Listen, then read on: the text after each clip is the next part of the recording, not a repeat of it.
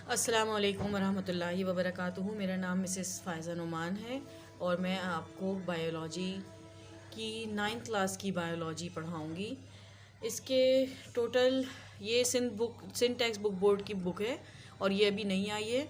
पिछले साल तक ये पुरानी थी, लेकिन अब इस साल से इसको नया किया गया है। इसके अंदर कुछ चेंजेस की गई हैं और इसके अंदर कुछ चैप्टर्स वगैरह को ज़्यादा अच्छा मॉडिफाई फॉर्म में पेश किया है। साथ में इसके साथ कलर पिक्चर वगैरह दी गई हैं। इसके अंदर इस बुक के अंदर आपके टोटल 9 चैप्टर्स हैं। इन 9 चैप्टर्स को हम मुख्तलिफ़ वीडियोज़ में पार्ट्स कर करके आहिस्ता आहिस्ता आपको समझाने की कोशिश करेंगे। उसके अलावा इसके अंदर अभी हम फ़िलहाल इसको चैप्टर नंबर 1 को स्टार्ट कर रहे हैं इस वीडियो में। चैप्टर नंबर 1 जो है वो आपका इंट्रोडक्शन टू बायोलॉजी है।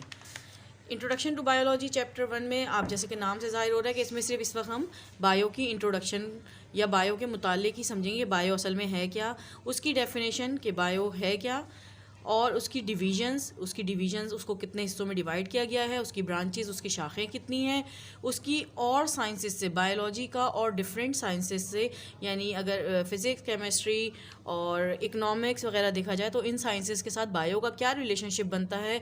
उसके अलावा कुरान में भी जो स्टडी ऑफ लाइफ, यानी बायो मीन्स है स्टडी ऑफ लाइफ, तो कुरान में भी अगर बायोलॉजी के बारे में या ज़िंदगी के बारे में जो कुछ बताया गया, बयान किया गया है, जो हमारी बायो से रिलेट करता है, हम उसके बारे में पढ़ेंगे।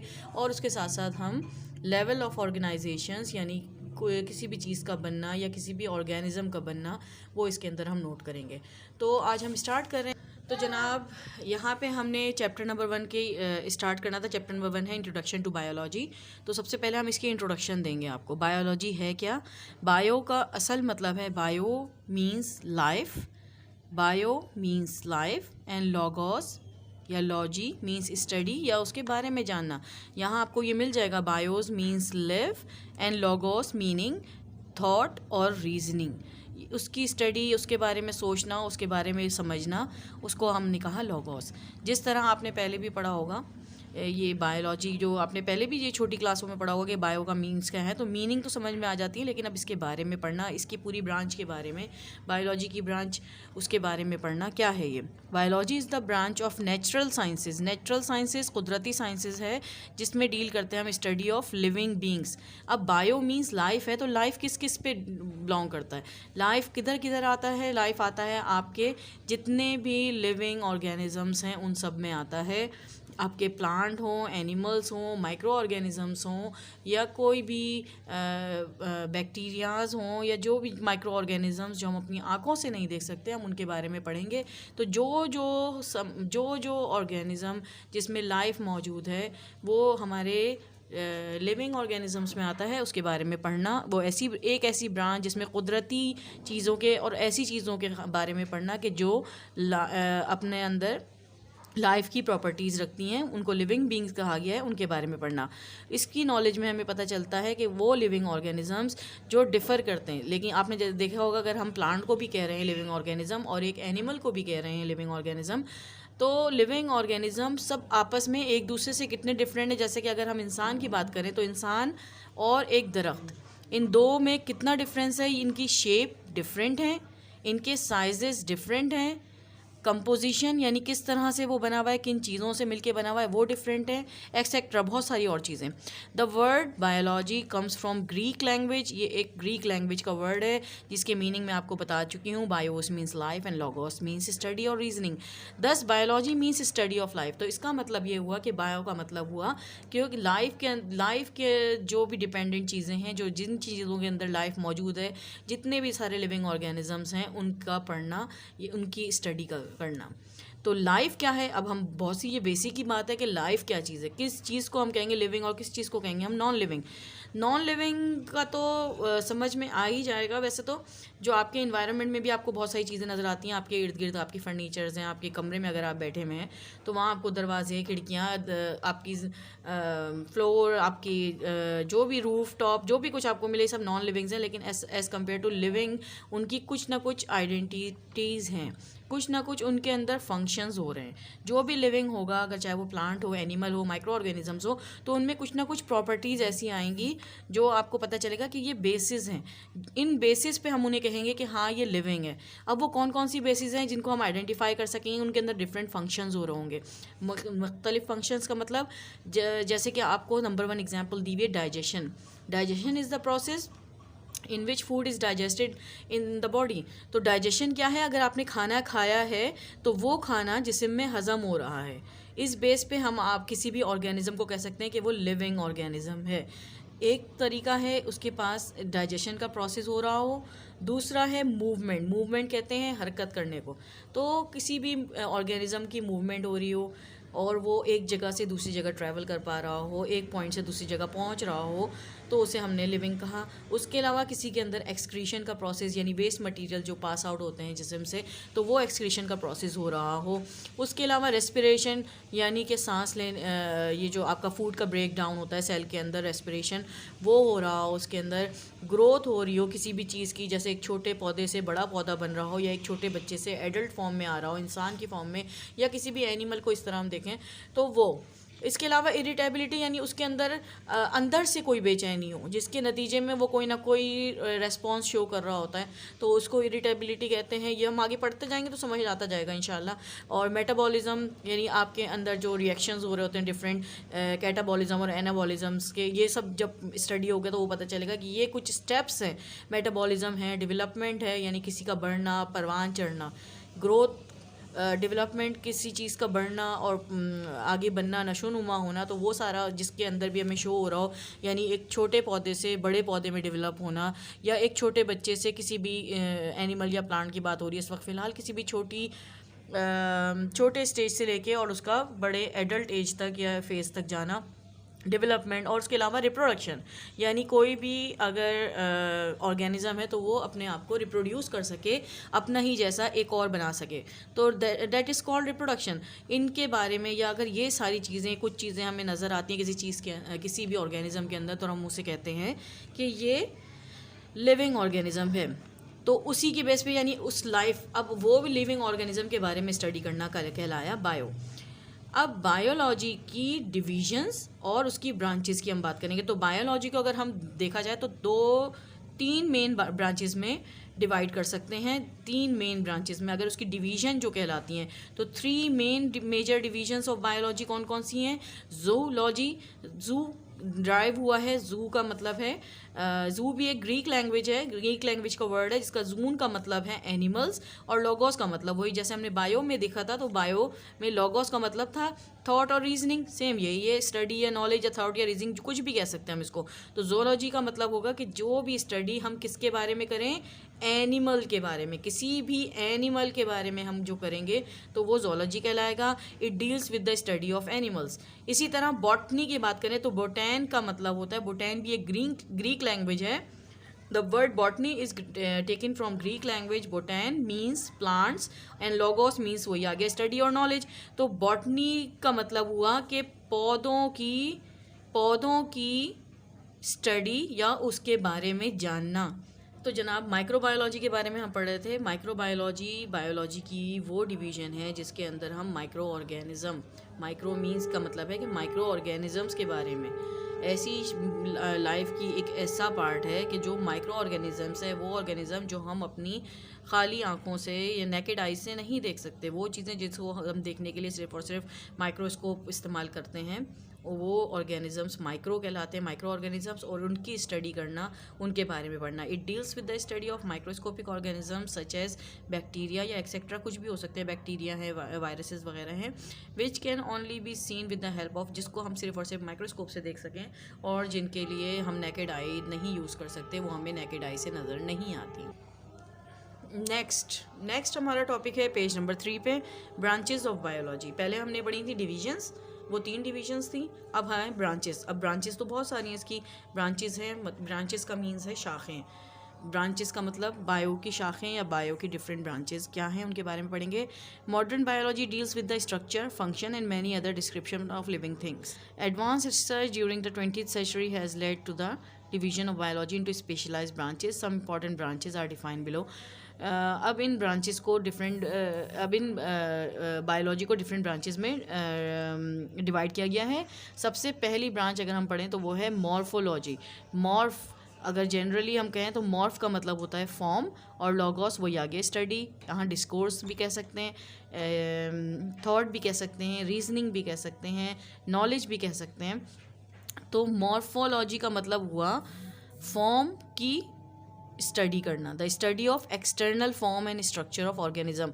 इसका मतलब कि बाहर से दिखने में, यानी अभी हम ऑर्गेनिज्म के अंदर की बात नहीं कर रहे, किसी भी ऑर्गेनिज्म की बात कर रहे हैं, प्लांट हो या एनिमल हो, तो वो बाहर से दिखने में कि वो कैसा बना हुआ है, उसके कितने हाथ पाँव हैं, कितनी नाक कान हैं, उनके बारे में पढ़ना, उसके स्ट्रक्चर्स के बारे में कि किस तरह से बना हुआ है वो, और किस तरह का उसका स्ट्रक्चर दिखने में वो कैसा है। तो बाहर से ही पढ़ने की स्टडी, बाहर से ही अगर हम उसको देखेंगे तो उसकी स्टडी को आपने कहा है मॉर्फोलॉजी। सेम इसी तरह अगर एनाटॉमी की बात करें, एनाटॉमी का मतलब है, एना का मतलब है कि किसी भी पार्ट, जनरली उसको कहा जाता है एना का मतलब किसी भी पार्ट को कट करना, टॉम का मतलब है कट करना, किसी भी उसके पार्ट को कट करके देखेंगे तो जाहिर सी बात है अगर किसी भी ऑर्गेनिज्म के किसी पार्ट को हम कट करके देखेंगे तो वो उसकी इंटरनल स्टडी होगी।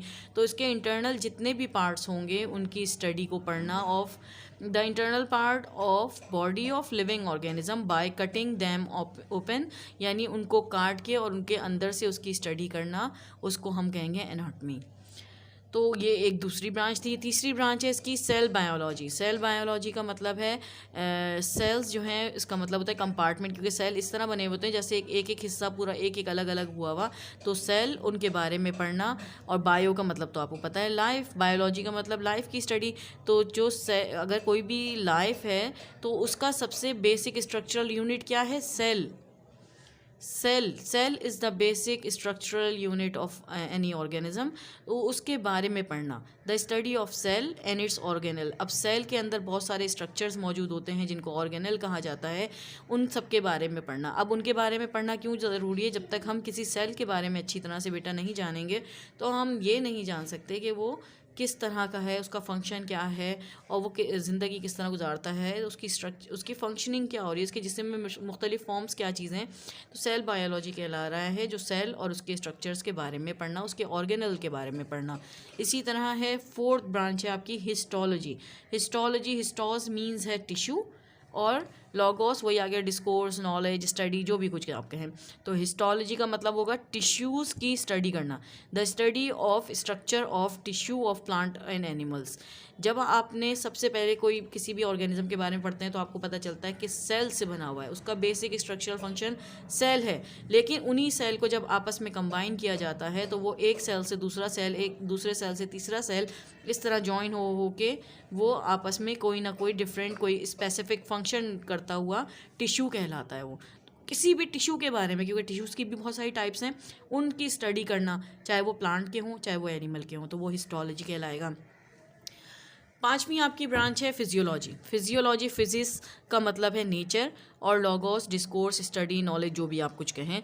तो study about functions of living organism, यानी किसी भी लिविंग ऑर्गेनिज्म में क्या क्या फंक्शंस हो रहे हैं उनके बारे में पढ़ना। अब लिविंग ऑर्गेनिज्म कोई भी हो, प्लांट हो या एनिमल हो, उनके अंदर क्या क्या फंक्शंस हो रहे होते हैं, जैसे वो किस तरह से अपनी ज़िंदगी गुजार रहा है, उसके अंदर खाना पीना वगैरह वो किस तरह का है, ऑटोट्रॉप्स है, हिटोट्रॉप्स है, ये सब इनके बारे में जब हम आगे पढ़ेंगे तो पता चलेगा। फ़िलहाल इसका इतना ही है कि स्टडी ऑफ फंक्शंस, उसके अंदर डिफरेंट फंक्शंस हो रहे हैं, वही फंक्शंस जो हमने पहले पढ़े थे कि उनमें डाइजेशन है, मूवमेंट है, रेस्पिरेशन है, ग्रोथ है, इरिटेबिलिटी है, एक्सक्रीशन, डेवलपमेंट, बहुत सारे फंक्शंस हैं। उन फंक्शंस के बारे में पढ़ना, तो इसे कहा आपने फिजियोलॉजी। सेम अब है 6 नंबर पे, 6 आपकी ब्रांच है टैक्सोनॉमी। टैक्सिस का मतलब है अरेंजमेंट, और नॉमी नेम रखना, यानी किसी भी अगर ऑर्गेनिज्म की बात करें तो उसका कोई भी एक ख़ास नाम रखना, क्योंकि उसको एक अलग नाम देना इसलिए ज़रूरी है। द स्टडी ऑफ, उसको अलग से नाम एक क्यों दे के पता चलेगा कि अगर हम किसी के बारे में बात करें तो बार बार उसको बताना नहीं पड़ेगा कि ये इसकी बात कर रहा हूँ मैं, ये वाली नस्ल से जो है, या ये वाला आम है, या ये वाला आम है, उसकी कौन सी काइंड है, उसके बारे में पढ़ना। तो अगर हम स्टडी करें किसके बारे में, रूल्स, प्रिंसिपल और groups, grouping and naming the living organism, यानी हम किसी भी लिविंग ऑर्गेनिज्म की अगर हम बात करते हैं तो उनके लिए हमने कुछ ग्रुप्स बनाए हुए हैं, उनको उनके ग्रुप्स में डाला हुआ है। क्यों? ताकि हम उनके अगर ग्रुप के हिसाब से स्टडी करते हैं तो हमें ज़्यादा आसानी होती है पढ़ने में, समझने में। अगर उनको हम ग्रुपिंग में डालते हैं तो हमें उनका नेम देना होता है, तो उनको किसी ना किसी एक जगह अरेंज करना, उनको नाम देना और उनको किसी एक ग्रुप में अरेंज करना, तो वो सारा उसके जितने भी रूल्स या प्रिंसिपल हैं उनके बारे में पढ़ना, उसको कहते हैं टैक्सोनॉमी। ये इसके अंदर टैक्सोनॉमी के अंदर हम उसके सारे रूल्स और प्रिंसिपल पढ़ेंगे किसी भी लिविंग ऑर्गेनिज्म के नाम रखने को या उसको किसी भी ग्रुप में डालने को। इसी तरह है जेनेटिक्स। जेनेसिस का मतलब है डिसेंट,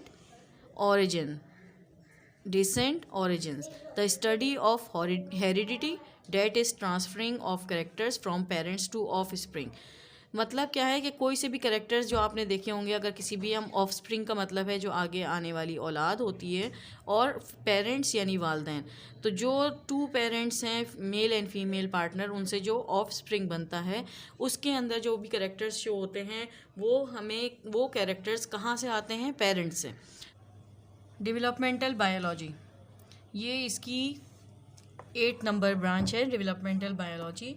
इस बायोलॉजी में हम डेवलपमेंट के बारे में पढ़ेंगे। डेवलपमेंट होता है किसी भी ऑर्गेनिज्म का बनना। तो उसके अंदर अगर आप जानते हैं कि सबसे पहले अगर मेल फीमेल स्पर्म के अंदर फर्टिलाइजेशन होती है, तो फर्टिलाइजेशन के नतीजे में बनता है जाइगोट, और फिर जाइगोट से लेके एम्ब्रियो तक का जो सफ़र होता है उसमें डिफरेंट डेवलपमेंटल स्टेजेस आती हैं, यानी किसी भी ऑर्गेनिज्म के बनने में, तो उसकी स्टडी के बारे में पढ़ना। तो study of formation and development of embryo, तो एम्ब्रियो के मुतालिक सारा कुछ जानना कि एक कोई सा भी ऑर्गेनिज्म है वो अपने फर्टिलाइजेशन से लेके एम्ब्रियो तक का जितना सफ़र तय करता है उसके बारे में, उसकी स्टडी हम पढ़ेंगे इस शाख के अंदर, इस ब्रांच के अंदर हम उसकी सारी स्टडी पढ़ेंगे। उसके बाद है इन्वायरमेंटल बायोलॉजी। इन्वायरमेंटल बायोलॉजी नाम से ज़ाहिर है तो इन्वायरमेंट के मुतालिक है, यानी किसी भी अगर लिविंग या नॉन लिविंग हम ऑर्गेनिज्म की बात करें तो वो उसके इर्द गिर्द की जितनी सारी चीज़ें हैं, उसके इर्द गिर्द बहुत सारी ऐसी चीज़ें मौजूद हैं जिनके बारे में पढ़ना। तो study of relationship between living organism, यानी लिविंग ऑर्गेनिज्म और नॉन लिविंग ऑर्गेनिज्म के दरमियान में जो रिलेशनशिप होता है जो इन्वायरमेंट में हमारे इर्द गिर्द मौजूद है, जैसे हवा है, मिट्टी है, पानी है, ये सारी बहुत सारी ऐसी चीज़ें हैं कि जिनका लिविंग से और नॉन लिविंग फैक्टर्स ये सारे हमारे अंदर काउंट होते हैं, और उनके इफ़ेक्ट्स, क्योंकि हमारे ऊपर गर्मी सर्दी इन सब का भी इफ़ेक्ट होता है, पानी का ज़्यादा लेना, पानी का कम लेना, इनटेक ऑफ वाटर ज़्यादा हो या कम हो, ये चीज़ें। उसके अलावा इन्वायरमेंट, टेम्परेचर, इन सब के इफ़ेक्ट्स होते हैं हमारे किसी भी ऑर्गेनिज्म के ऊपर, तो उसकी बारे में स्टडी करना इन्वायरमेंटल बायोलॉजी कहलाएगा। फिर है आपकी ब्रांच नंबर 10 पैलेंटोलॉजी। पैलियास कहते हैं, ग्रीक वर्ड है। एंशेंट का मतलब पुराना, कदीम ज़माने का। ऑनटॉस का मतलब बीइंग, यानी पुराने ज़माने के हुए हुए लोग, या उस वक्त कोई से भी हो, आपके एनिमल्स हों या प्लांट्स हों। और लॉगोस यानी उसकी नॉलेज, उसके बारे में स्टडी करना। तो पैलेंटोलॉजी का मतलब हुआ कि जो पुराने ज़माने के जो दरख्त थे या पुराने ज़माने में जो जानवर पाए जाते थे उनके बारे में स्टडी करना। अब हमें उनके बारे में कैसे पता चला? The study of remote past organic life, हमें स्टडी करना जो पुराना जो दौर गुज़र चुका है उनके अंदर जो भी दरख्त या एनिमल, प्लांट या एनिमल जो भी मौजूद थे उनके बारे में स्टडी करना। तो हमें कैसे पता चला? हमें उनके मिले बहुत सारे फॉसिल्स क्या हैं? जो हमें उनके ढांचे मिले। बहुत सारे दरख्त ऐसे थे जो अब इस ज़माने में पाए नहीं जाते और वो किसी पुराने ज़माने में पाए जाते थे। तो वो जब कोई किसी ज़माने में कहीं पे कोई इत्तेफाक से खुदाई हुई तो वहाँ पे हमें कुछ ढांचे मिले, कुछ हड्डियाँ मिली। कभी अगर कोई पुराना दरख्त था तो उसके सेल्स या उसके टिश्यूज़ के हिस्से कुछ मिले, जिससे हमें पता चला कि ये फॉसिल्स वहाँ मौजूद हैं। तो वो फॉसिल्स किस ज़माने में थे उसको देख के साइंटिस्ट ने उससे अंदाज़ा लगाया। तो उनकी स्टडी के बारे में पढ़ना, यानी पुरानी चीज़ें, पुराने ऑर्गेनिजम्स जो अब नहीं हैं, जो रिमोट पास्ट का हमारे हिस्सा हैं, उनके बारे में पढ़ना। इस ब्रांच में हम वो पढ़ेंगे। फिर बायोटेक्नोलॉजी, ये नई ब्रांच है। बायोटेक्नोलॉजी ये भी एक नई ब्रांच है। इसके अंदर आप ज़िंदगी को, लाइफ को ज़्यादा बेहतर तरीके से गुजारने के तरीके पढ़ते हैं। मतलब वो ऐसी टेक्निक्स हैं जिनकी वजह से हम जीन्स को अदल बदल कर सकते हैं। किसी भी चीज़, किसी भी ऑर्गेनिज्म जो लिविंग ऑर्गेनिज्म है, चाहे वो प्लांट हो या एनिमल हो, तो उसकी हम अगर जीन्स को बदल सकते हैं, तो अगर हम उसकी जीन्स को बदलेंगे तो हम उसके अंदर ज़्यादा बेहतर चेंजेस ला सकते हैं, उसके स्ट्रक्चर में भी, और हम उससे ज़्यादा बेहतर फ़ायदा उठा सकते हैं। बहुत सारे ऐसे करैक्टर्स होते हैं जो जीन्स के अंदर मौजूद होते हैं। खैर उनके बारे में जब पढ़ेंगे तो पता चलेगा। तो उसके बारे में, उसकी जीन्स के अंदर उसकी लोकेशन में चेंजेस लाना, उसके स्ट्रक्चर में चेंज आएगा जिसकी वजह से, और फिर हम उससे ज़्यादा बेहतर अपने मकसद का या अपने फ़ायदे की कोई भी रिज़ल्ट हासिल कर सकेंगे। तो उसको लाना किसी भी करैक्टर के अंदर, किसी भी ऑर्गेनिज़म के अंदर, उसको पढ़ते हैं बायोटेक्नोलॉजी के अंदर आप। उसके अलावा भी बायोटेक्नोलॉजी जो है वो मॉडर्न टेक्निक है जिसके बारे में पढ़ना और समझना बहुत फ़ायदेमंद है। उसके बाद है sociobiology. Social behaviour of living organism. Social behaviour, जैसे एक लिविंग ऑर्गेनिज़म का दूसरे लिविंग ऑर्गेनिज़म से बिहेवियर कैसा है और वो उसके साथ क्या इंटरेक्शन रखता है या उससे उसको क्या फ़ायदा उठाता है, उन दोनों के दरमियान में क्या रिलेशनशिप है और आपस में वो किस तरह से फ़ायदा उठा सकते हैं। तो कोई भी ऑर्गेनिज़म या ज़्यादा ऑर्गेनिज़म्स का आपस का रिलेशनशिप जो होगा, यानी अगर हम दरख्तों को अपनी कार्बन डाइऑक्साइड दे रहे हैं और दरख्त हमें ऑक्सीजन प्रोवाइड कर रहे हैं, उसकी वजह से हमें उनसे कुछ ना कुछ तो फ़ायदा मिल रहा है। तो हमारा और उनके दरमियान का इंटरेक्शन, हमारा और उनके दरमियान बीच में जो रिलेशनशिप है, जो इंटरेक्शन है, जो ताल्लुक़ है, उसकी स्टडी करने को सोशियोबायोलॉजी कहते हैं। इसी तरह 13 ब्रांच है पैरासाइटोलॉजी। पैरासाइट नाम से ज़ाहिर है, पैरासाइट कहते हैं किसी भी ऐसे जानदार को जो खुद अपना खाना नहीं बनाते, ना कहीं से हासिल करते हैं, बल्कि ये किसी भी होस्ट सेल के ऊपर या किसी भी ऑर्गेनिज़म के सेल के ऊपर जाके रहते हैं और वहीं से अपना खाना भी हासिल करते हैं और और होस्ट को तकरीबन ख़त्म कर देते हैं, तबाह कर देते हैं। तो लेकिन उनके बारे में पढ़ना, जितने भी पैरासाइट्स हैं उनके बारे में पढ़ना। फार्माकोलॉजी किसके बारे में है? फार्मेसी आप अक्सर जाते होंगे तो वहाँ पे दवाइयाँ वगैरह ख़रीदने आप जाते हैं, तो इन्हीं जो नॉर्मल दवाइयाँ जो नॉर्मल यूज़ की होती हैं, दर्द, बुखार, नज़ला, ज़ुकाम, खांसी, तो वो दवाइयों के बारे में, उनके इफ़ेक्ट्स, उनके बारे में जानना, उनकी स्टडी करना कि कौन सी दवा किस काम आती है या कौन सी दवा जो है कौन से वाले पेशेंट्स को हम नहीं दे सकते, क्योंकि बहुत सी दवाइयाँ ऐसी होती हैं जो किसी और मर्ज़ की जो कोई और दवा खा रहा हो तो उसके साथ देने में साइड इफ़ेक्ट होने के ख़तरे ज़्यादा होते हैं।